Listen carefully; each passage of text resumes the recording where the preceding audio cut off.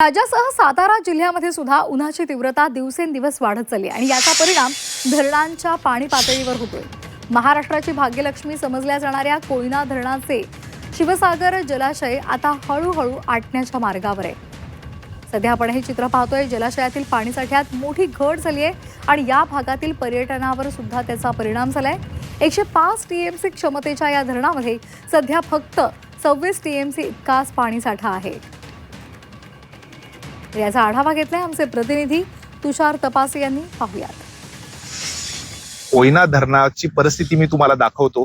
सध्या मी बामणोली भाग जो आहे म्हणजेच कोयना धरणाचं जे बॅकवॉटर आहे, जलाशय, शिवसागर जलाशय, त्याच्यामधले जुने मंदिराचे अवशेष आपण या ठिकाणी उघडे पडल्याचं आपल्याला पाहायला मिळतंय।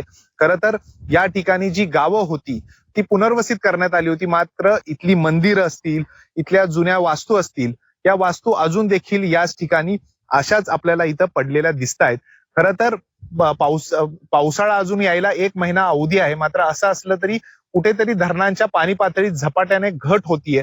खरं तर पाण्याची मागणी सिंचनासाठी असेल, पिण्यासाठी असेल, ही मागणी वाढताना दिसते आणि त्याच्यामुळेच कोयना धरणात आता जर पाहिलं तर खरं तर 105 टीएमसीचं धरण आहे, मात्र आता 26 टीएमसी पाणीसाठा शिल्लक आहे। मोठ्या प्रमाणात आता सांगली भागात सुद्धा पाणी दिलं जात आहे आणि त्याच्यामुळे धरणाची पाणी पातळी घटत चालली आहे आणि त्यामुळं इथले जे व्यावसायिक आहेत, म्हणजे बोटीचा व्यवसाय करणारे जे आहेत, त्या बोटी आता कडेला लावायला लागतायत, कारण बोटी आता या पाण्यात, कमी पाण्यात चालवू शकत नाही। त्यामुळं व्यवसाय पर्यटनावर सुद्धा या पाणी कमी झाल्याचा फटका या ठिकाणी आपल्याला बसलेला दिसतोय। तुषार तपासे, झी मीडिया, सातारा।